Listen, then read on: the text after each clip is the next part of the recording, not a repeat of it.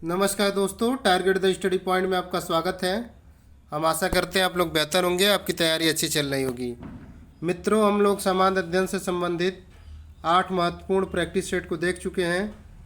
ये सभी क्वेश्चंस पूर्व की परीक्षाओं में पूछे हुए हैं, जो आपकी आगामी परीक्षा RO, UPPSI तथा UP टेट के लिहाज से बहुत ही महत्वपूर्ण है।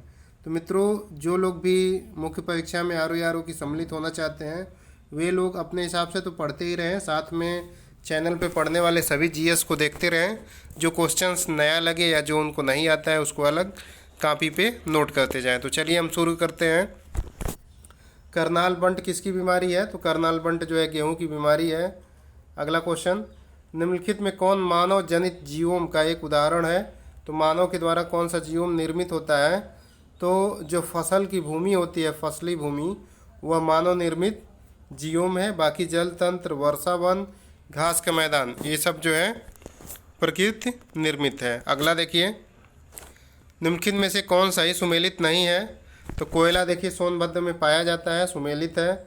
बलुआ पत्थर मिर्ज़ापुर में पाया जाता है। सिलिका बालू इलाहाबाद में पाया जाता है। लेकिन जो यूरेनियम है उत्तर प्रदेश के ललितपुर में ही पाया जाता है। तो अतः यह ऑप्शन डी सही सुमेलित नहीं है।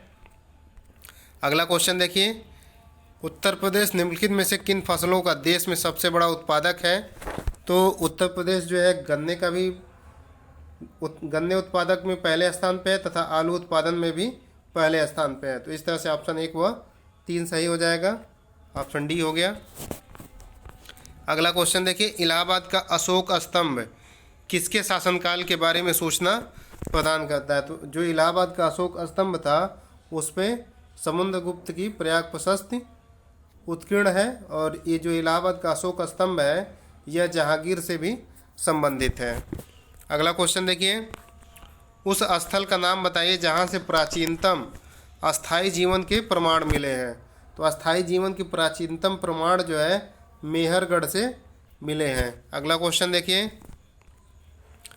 निम्नलिखित में से किस हड़प्पा कालीन स्थल से हल का टेराकोटा प्राप्त हुआ था? तो हल का जो टेराकोटा था वह बनावली से प्राप्त हुआ था। लोथल से गोदीवाड़ा के साक्ष्य मिले थे तथा कालीबंगन से जो है काजुई ईंटें और जुते हुए खेत मिले थे। धौलावीरा जो है सबसे बड़ा जो है हड़प्पा कालीन जो है पुरास्थल था जो भारत में स्थित है। यह इसकी विशेषता थी कि यहाँ उत्तम जल प्रबंधन की व्यवस्था थी और यह 3 भागों में विभाजित था। अगला क्वेश्चन देखिए, उपनिषदों का मुख्य विषय क्या है? तो उपनिषद किस पे आधारित होते हैं? देखिए द से खत्म होता है तो यह द से दर्शन। उपनिषद किस पे आधारित है? दर्शन पे। या उपनिषद का मुख्य विषय क्या है? दर्शन है। बुद्ध की मृत्यु के पश्चात प्रथम बौद्ध संगीत की अध्यक्षता की गई। तो इसके लिए आपको एक फार्मूला बताया गया, रावे पाकू अकाक महासब मोंग बसु। तो पहले महा है तो महाकश्यप ने जो है प्रथम बौद्ध संगीत की अध्यक्षता की। अगला क्वेश्चन, निम्नलिखित में से कौन सी नदी घाटी गोंडवाना युगीन कोयला के भंडार की दृष्टि से सर्वाधिक महत्वपूर्ण मानी जाती है? तो जो है दामोदर नदी जो है गोंडवाना युगीन कोयले के भंडार की दृष्टि से सर्वाधिक महत्वपूर्ण मानी जाती है। अगला क्वेश्चन, निम्नलिखित में से कौन सा जोड़ा सही है? तो देखिए बरौनी तेल शोधन केंद्र कहाँ स्थित है? बिहार में है, तो ये नहीं सही है। विशाखापत्तनम तेल शोधन केंद्र कहाँ स्थित है? आंध्र प्रदेश में स्थित है, ये सही सुमेलित है। बाकी कोयली तेल शोधन गुजरात में है, मथुरा जो है उत्तर प्रदेश में है। अगला क्वेश्चन देखिए, निम्न में से सबसे प्राचीन वाद्य यंत्र क्या है? तो सबसे प्राचीन वाद्य यंत्र बीड़ा है, जिसे सरस्वती जी के द्वारा बजाया जाता था। अगला देखिए, गुर्जर प्रतिहार वंश की स्थापना किसने की? तो गुर्जर प्रतिहार वंश की स्थापना नागभट्ट प्रथम के द्वारा की गई थी। और जो त्रिपक्षीय संघर्ष हुआ था उत्तर भारत पे अधिकार को लेके, उसमें अंततः गुर्जर प्रतिहार वंश ही विजयी रहा था। अगला क्वेश्चन देखिए, निम्नलिखित में से किस भारतीय गणितज्ञ ने दशमलव स्थानिक मान की खोज की थी? तो आर्यभट्ट ने जो है दशमलव स्थानिक मान की खोज की। अगला क्वेश्चन देखिए, महत्वपूर्ण क्वेश्चन है, किस मुस्लिम शासक के सिक्कों पर देवी लक्ष्मी की आकृति बनी हुई थी? तो देवी लक्ष्मी की आकृति बने सिक्के जो है मोहम्मद गोरी के द्वारा चलाए गए थे। तो देवी लक्ष्मी की आकृति वाले सिक्के किसने चलाए? मोहम्मद गोरी ने चलाए। अगला क्वेश्चन, इब्न तूता भारत में किसके शासनकाल में आया था? तो इब्न तूता जो था वह मोरक्को का यात्री था। मोहम्मद बिन तुगलक के शासनकाल में 1333 ईस्वी में भारत आया। इसकी विद्वता से प्रभावित होकर मोहम्मद बिन तुगलक ने इसे अपने यहाँ काजी नियुक्त कर दिया। अगला क्वेश्चन देखिए, सूची 1 का 2 से मिलान करना है। तो दीवाने अर्ज क्या है? यह एक सैन्य विभाग है। इसका गठन बलबन के द्वारा किया गया। दीवाने रिसालत क्या था? यह धार्मिक मुद्दों से संबंधित था। दीवाने बजारत और दीवाने इंसा देखना है, इसमें देखिए कौन सा ऑप्शन आपका सही होगा। ऑप्शन डी सही हो गया। तो दीवाने इंसा आपका क्या हो जाएगा? सरकारी पत्र व्यवहार से संबंधित है। और दीवाने बजारत जो है वित्तीय मामलों से संबंधित है। ये तीनों थोड़ी नई चीज़ें हैं। दीवाने रिसालत धर्म से संबंधित है। दीवाने इंसा जो है सरकारी पत्र व्यवहार से संबंधित है। दीवाने बजारत वित्तीय मामलात से संबंधित है। तो इस तरह से ऑप्शन डी सही हो गया। अगला क्वेश्चन देखिए, पृथ्वी के धरातल से ऊपर की ओर वायुमंडल के विभिन्न स्तरों का सही क्रम क्या है? तो इसके लिए एक शॉर्टकट फार्मूला आपको बताया गया था, क्षो सम ओजो आबही। क्षोभ मंडल, समताप मंडल, ओजोन मंडल, आयन मंडल, बहिर्मंडल। तो इस तरह से देखा जाए, क्षो सम ओजो आबही, तो आपका कौन सा ऑप्शन सही हो जाएगा? ऑप्शन सी सही हो जाएगा। उस तरह से देखना है तो इंग्लिश में अगर इसको याद करना चाहते हैं तो ई मोस्ट से इसको याद कर लीजिए। आई मोस्ट से, आई मोस्ट, troposphere, space, stratosphere, ozonosphere, mesosphere, exosphere. ई मोस्ट या फिर छो समोजो आ भाई। अगला क्वेश्चन, किस मुगल सेनापति के साथ शिवाजी ने 1665 ईस्वी में पुरंदर की संधि पर हस्ताक्षर किए थे? तो शिवाजी ने जयसिंह के साथ जो है पुरंदर की संधि 1665 ईस्वी में हस्ताक्षर किए। किशनगढ़ शैली किस कला के लिए प्रसिद्ध है? तो जो किशनगढ़ शैली है वह चित्रकला के लिए जानी जाती है। अगला देखिए, प्रसिद्ध तानसेन का मकबरा कहाँ स्थित है? तो तानसेन का मकबरा जो है ग्वालियर में स्थित है। इनका वास्तविक नाम रामतनु पांडे था। अगला देखिए, सुभाष चंद्र बोस ने फॉरवर्ड ब्लॉक की स्थापना किस वर्ष की थी? तो सुभाष चंद्र बोस ने 1 मई 1939 ईस्वी को कांग्रेस से अलग होकर फॉरवर्ड ब्लॉक की स्थापना की। अगला क्वेश्चन, मुसलमानों के लिए पृथक राष्ट्र का विचार किसने दिया था?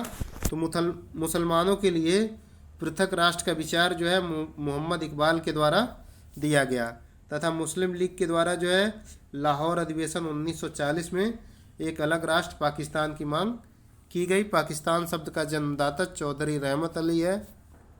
अगला देखिए, बीडी सावरकर द्वारा स्थापित गुप्त संगठन क्या है? तो बीडी सावरकर द्वारा स्थापित गुप्त संगठन जो है आपका क्या है? अभिनव भारत है। इसकी स्थापना 1904 में की गई। मित्र मेला संघ को ही अभिनव भारत के रूप में परिवर्तित कर दिया गया। अगला देखिए, किस गवर्नर जनरल के समय भारतीय भाषा प्रेस अधिनियम समाप्त किया गया? तो भारतीय भाषा प्रेस अधिनियम को वर्नाकुलर प्रेस एक्ट भी कहा जाता है। तो इसको लाया तो लिटन ने था, लेकिन रिपन के शासनकाल में इसको समाप्त कर दिया गया। अगला क्वेश्चन देखिए, उत्तर प्रदेश में पंचायती राज संस्थाओं में महिलाओं के लिए आरक्षित स्थानों की संख्या कितनी है? तो 1/3 स्थान जो है पंचायती राज व्यवस्था में महिलाओं के लिए आरक्षित किए गए हैं। अगला क्वेश्चन, निम्नलिखित पंचायतों में से किन्हें या उत्तर प्रदेश में जिला योजना में सम्मिलित किया जाता है? तो जिला योजना में इसमें जो है आपके नगर पंचायत भी है, ग्राम पंचायत भी है, क्षेत्र पंचायत भी है। तो तीनों सम्मिलित है। अगला क्वेश्चन देखिए, 1857 के स्वतंत्रता संग्राम को प्रथम स्वतंत्रता संग्राम का नाम किसने दिया? तो बीडी सावरकर ने दिया था। किसके प्रशासन काल में अस्थाई बंदोबस्त प्रारंभ किया गया? तो अस्थाई बंदोबस्त 1793 ईस्वी में लॉर्ड कॉर्नवालिस के शासनकाल में प्रारंभ किया गया। यह जमींदारों के साथ किया गया था। जमींदार जो है लगान निर्धारण के लिए स्वतंत्र थे। 10/11 भाग लगान का जो है कंपनी को देना होता था, 1/11 भाग जमींदार अपने पास रखता था। अगला क्वेश्चन देखिए, यदि भारत संघ के एक नए राज्य का सृजन करना हो तो संविधान की निम्नलिखित अनुसूचियों में से किस एक को अवश्य संशोधित किया जाना चाहिए? तो पहली अनुसूची है, अगर भारत में किसी भी नए भूभाग को या नए राज्य को जो है सृजित किया जाएगा तो उसमें उसके सृजन के लिए जो है पहली अनुसूची में संशोधन अनिवार्यतः करना ही पड़ेगा। समाजवादी धर्मनिरपेक्ष शब्द संविधान की प्रस्तावना में कब सम्मिलित किए गए? तो 42वां संविधान संशोधन 1976 के द्वारा भारतीय संविधान की प्रस्तावना में समाजवादी धर्मनिरपेक्ष शब्द को जोड़ा गया। 42वां संविधान संशोधन को लघु संविधान भी कहा जाता है। निम्न में से सहायक संधि स्वीकार नहीं की थी? तो सहायक संधि इंदौर के होलकर राज्य जो था वह कभी भी सहायक संधि नहीं स्वीकार किया। सबसे पहले सहायक संधि हैदराबाद के निजाम ने स्वीकार किया था। अगला क्वेश्चन, लाल मिट्टियाँ कहाँ पाई जाती हैं? तो उत्तर प्रदेश के मिर्ज़ापुर तथा झांसी में लाल मिट्टी पाई जाती है। अगला क्वेश्चन देखिए, देश की कुल कृषि योग्य भूमि का कितना प्रतिशत उत्तर प्रदेश में स्थित है? तो देश में जितनी कृषि योग्य भूमि है उसका 15% हिस्सा जो है उत्तर प्रदेश में पाया जाता है। अगला क्वेश्चन, भारतीय पुरातत्व सर्वेक्षण की स्थापना किसके काल में हुई थी? तो भारतीय पुरातत्व सर्वेक्षण की स्थापना 1904-05 में लॉर्ड कर्जन के शासनकाल में की गई थी। अगला देखिए, निम्नलिखित में से कौन सा स्थान गडकरी विद्रोह का केंद्र था? तो गडकरी विद्रोह का केंद्र कोल्हापुर था। यह बहुत ही महत्वपूर्ण विद्रोह था। यह विद्रोह किस लिए घटित हुआ? आप लोग कमेंट करके बताइए। अगला क्वेश्चन, डेक्कन एजुकेशन सोसाइटी की स्थापना से कौन संबंधित था? तो डेक्कन एजुकेशन सोसाइटी की स्थापना से बीजी तिलक संबंधित हैं। अगला क्वेश्चन देखिए, सूची 1 का 2 से मिलान करना है, बहुत महत्वपूर्ण क्वेश्चन है, अब पूछा हुआ है। तिलैया बांध किस नदी पे है? बराकर नदी पे स्थित है। पंचेत हिल बांध जो है दामोदर नदी पे स्थित है। माटा तिला बांध जिसे रानी लक्ष्मीबाई बांध भी कहते हैं बेतवा नदी पे स्थित है। राणा प्रताप सागर बांध चंबल नदी पे स्थित है। तो इस तरह से देखिए कौन सा आपका ऑप्शन सही हो जाएगा। ऑप्शन ए सही हो गया। अगला क्वेश्चन देखिए, भारत में सर्वाधिक क्षारीय क्षेत्र पाया जाता है? तो भारत में सर्वाधिक क्षारीय मृदा जो है उत्तर प्रदेश में पाई जाती है। और जब लवणीय मृदा पूछेगा तो गुजरात में। अम्लीय मृदा भी सर्वाधिक यूपी में ही पाई जाती है। अगला क्वेश्चन, निम्नलिखित युग्मों में से कौन सुमेलित नहीं है? देखिए, राजा राम मोहन राय ने ब्रह्म समाज की स्थापना 1828 में की, ये सही सुमेलित है। आर्य समाज की स्थापना स्वामी दयानंद सरस्वती ने 1875 ईस्वी में बम्बई में की। रामकृष्ण मिशन की स्थापना 1897 ईस्वी में स्वामी विवेकानंद जी के द्वारा किया गया। थियोसॉफिकल सोसाइटी की स्थापना जो है कर्नल अकार्ड तथा मैडम ब्लाटाबस्की के द्वारा किया गया। एनी बिसेंट इससे संबंधित है, रनाडे नहीं संबंधित है। तो यह आपका गलत हो जाएगा, बाकी सही सुमेलित है। अगला देखिए, नीचे कुछ मुकदमों की सूची दी गई है, अंत में दिए गए कूट का प्रयोग करते हुए उनके तिथ्यानुसार सही क्रम का चयन कीजिए। अब देखिए, लाहौर षड्यंत्र जो है लाहौर षड्यंत्र 2 तरीके से घटित हुआ था। एक बार 1911-12 ईस्वी में घटित हुआ जब रास बिहारी बोस पे बम फेंका गया, और एक बार 1929 में घटित हुआ। फिर काकोरी कांड जो 1925 में, मेरठ मुकदमा 1929 में, और कानपुर मुकदमा 1924 में घटित हुआ था। तो इस तरह से इसको आप क्रम से लगाइए। तो देखिए, सबसे पहले 1 हो जाएगा, फिर 4 हो जाएगा, फिर 2, फिर 3। तो ऑप्शन सी सही हो गया। अगला क्वेश्चन देखिए, निम्नलिखित में से किस सत्याग्रह आंदोलन में गांधी जी ने प्रत्यक्ष रूप से भाग नहीं लिया था? तो खेड़ा आंदोलन, असहयोग आंदोलन तथा राजकोट आंदोलन में तो गांधी जी ने भाग लिया था, लेकिन बायकोम सत्याग्रह में गांधी जी ने भाग नहीं लिया था। बायकोम सत्याग्रह जो है मंदिर में प्रवेश को लेकर जो है किया गया था, और इसके लिए गांधी जी ने जो है राजकोट सत्याग्रह के संबंध में गांधी जी ने जो है नहीं, बायकोम सत्याग्रह जो था मंदिर में प्रवेश को लेकर किया गया था। गांधी जी ने इसका समर्थन किया था, लेकिन प्रत्यक्ष रूप से इसमें भाग नहीं ले पाए थे। और राजकोट सत्याग्रह जो 1939 में घटित हुआ था, इसके लिए गांधी जी ने 4 दिन का उपवास भी रखा था। उसके बाद जो है कि समझौता हो गया था। अगला क्वेश्चन देखिए, भारतीय संविधान सभा की पहली बैठक कब हुई? तो भारतीय संविधान सभा की पहली बैठक 9 दिसंबर 1946 को मुंबई में हुई तथा इसमें सबसे वयोवृद्ध पुरुष सच्चिदानंद सिन्हा के द्वारा इसकी अध्यक्षता की गई। वे जो है इसके अस्थायी अध्यक्ष थे। और फिर जो है 11 दिसंबर को डॉक्टर राजेंद्र प्रसाद को अस्थायी अध्यक्ष बना दिया गया था संविधान सभा का। अगला क्वेश्चन, सूची 1 का 2 से मिलान करना है। तो मूल अधिकार कहाँ से लिया गया है? मूल अधिकार जो है संयुक्त राज्य अमेरिका से लिया गया है। जब मूल कर्तव्य की बात होगी तो वो रूस से लिया गया है। शासन की संसदीय प्रणाली कहाँ से ली गई है? तो यह ब्रिटेन से ली गई है, यूके से। आपात उपबंध जो है जर्मनी से लिया गया है। राज्य के नीति निर्देशक तत्व आयरलैंड से लिए गए हैं।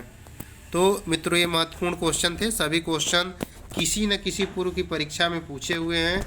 आपकी आगामी परीक्षा के लिए बहुत ही महत्वपूर्ण है, इसलिए आप लोग वीडियो को अच्छे से देखिए और अधिक से अधिक शेयर करिए तथा चैनल पर सब्सक्राइबर बढ़ाने की मुहिम को तेज करिए। धन्यवाद दोस्तों।